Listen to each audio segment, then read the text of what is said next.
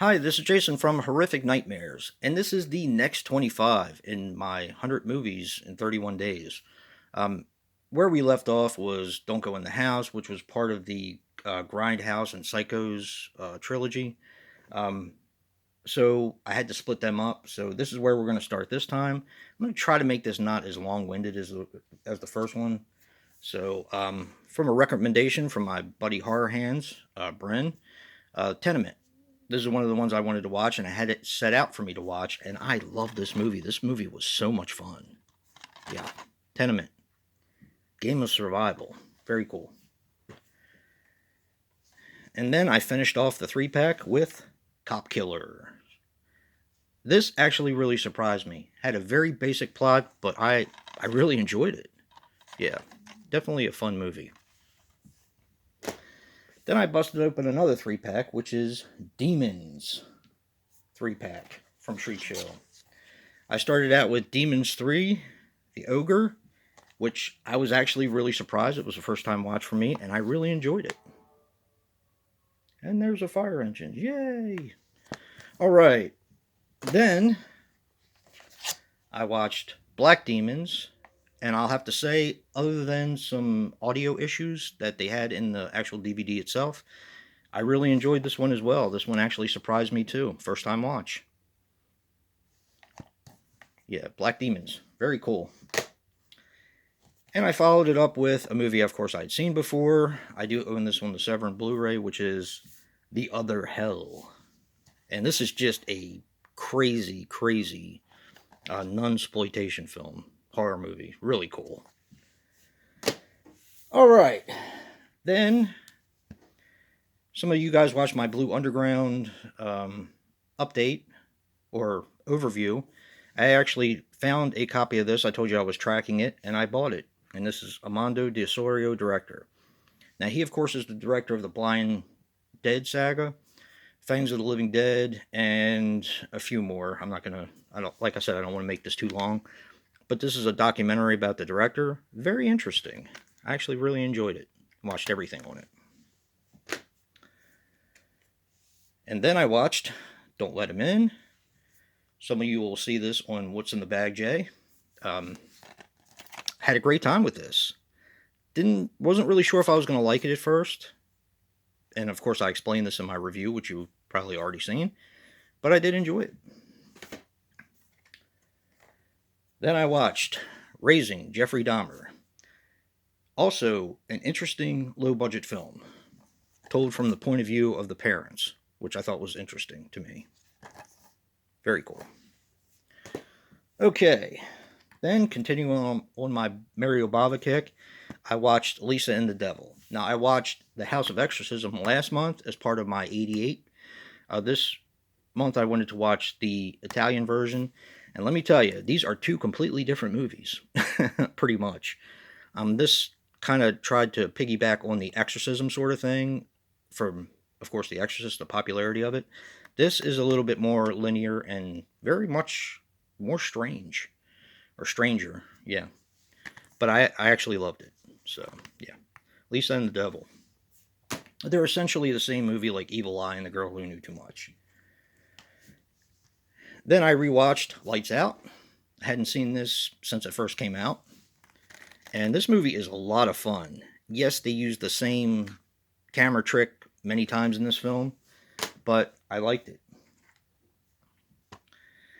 And then with Joe, Brad, and Dave, we watched Morbid to introduce Dave to Morbid, and we had a blast with this movie.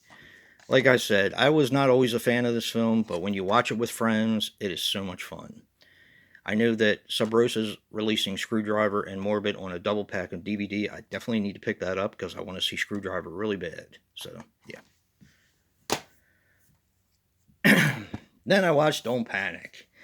And let me just say, a curly-haired mullet and dinosaur pajamas on a grown man. And I'll leave it at that. I need to rewatch this. And then I watched Blair Witch. This is a sequel to the original, and I actually had a good time with it. I thought it was done extremely well. That's just me. I know a lot of people don't like the Blair Witch Project, but I do.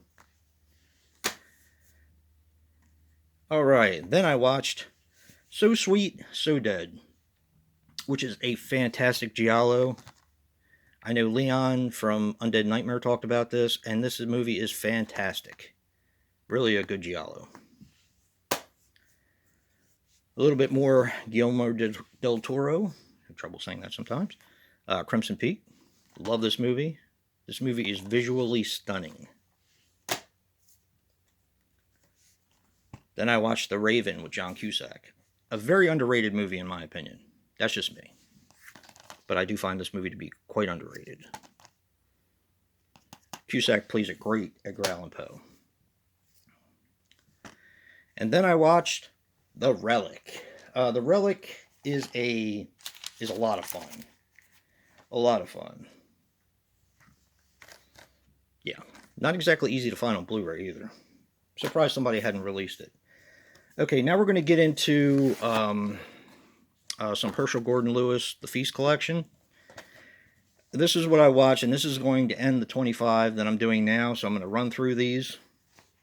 The first one I watched was the original Blood Feast, which, don't hate me guys, it was a first-time watch for me. Very surprised, and I loved it.